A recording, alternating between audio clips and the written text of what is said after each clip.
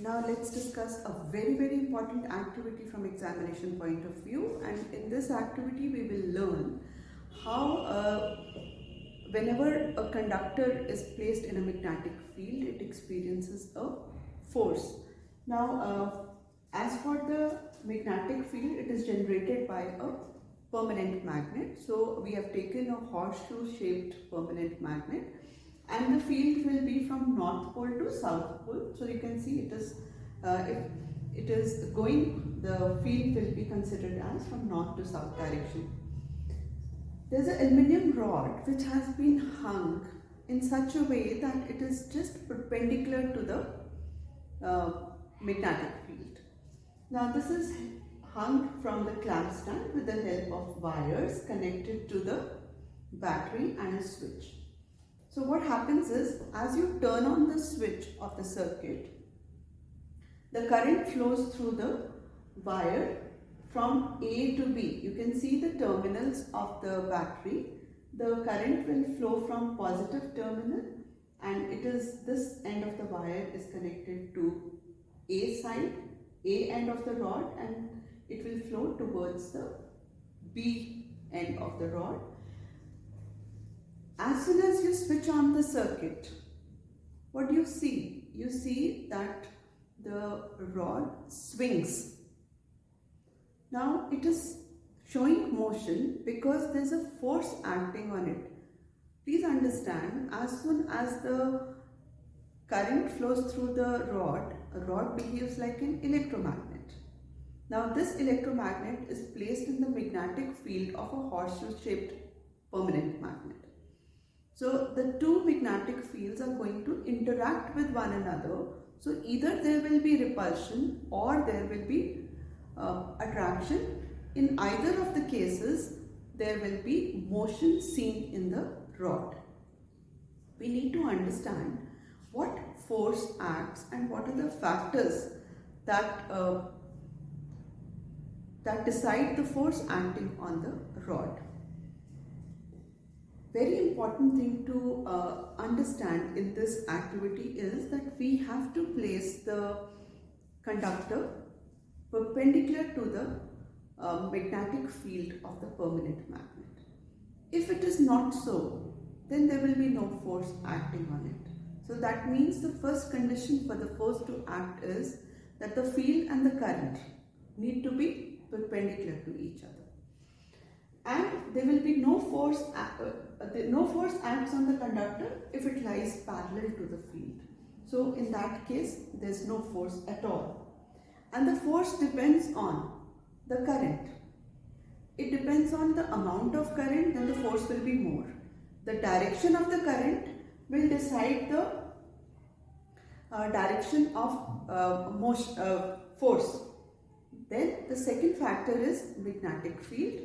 If the magnetic field is strong, then the force acting on the conductor will be strong, and the direction of the field will decide the direction in which the force acts on the conductor. The third factor is the length of the conductor. Now please understand, if we increase the length of the conductor, the force acting on the rod will be more. In order to understand the direction of force which is acting on a current carrying conductor placed in a magnetic field, Fleming's left hand rule helps us to understand this. We have to extend the forefinger, the central finger and the thumb in such a way that they are mutually perpendicular to each other. Now on doing that, we have to make sure that our forefinger is pointing to the direction of the magnetic field. That means it is aligned from north to south of the magnet which is given in the which is being used. Okay. Then the central finger has to be placed along with the direction of current, that is from positive towards the negative terminal of the flow of current. Okay. After doing that, so since these two are the factors which are known to us, we know the direction of the field and we know the direction of the current, then automatically the thumb, the direction in which the thumb is pointing will give us the direction of the force. So we can use this rule on this diagram and to know in which way would the rod swing? Now this is placed north to south, so my field will be, and then the current is going from A to B, so this thumb will point towards the left. So according to the directions which are given for the current and the field, using the Fleming's left hand rule, I would understand, we can understand that the thumb is pointing towards the left. So the rod which is suspended will swing towards the left as soon as the switch is plugged on. So the significance of the Fleming's left hand rule is to determine the direction of force which acts on a current carrying conductor when it is placed in a magnetic field, and I repeat, the condition in which the force will act is only when the field and the current are mutually perpendicular to each other. If they are parallel, then no force acts at all. Let's understand the domestic circuits. In the domestic circuit, we have the following components. We have a fuse, electricity board's fuse in the beginning.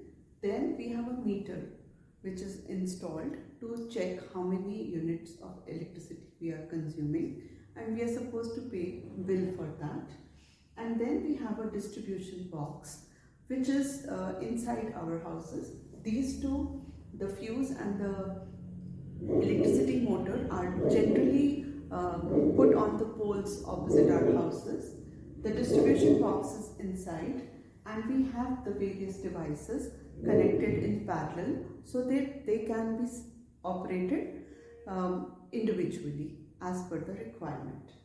Now for the wiring, we see we have 220 volts wire which is called the live wire, and we have the other wire which is a potential of 0 volts, that is known as neutral wire.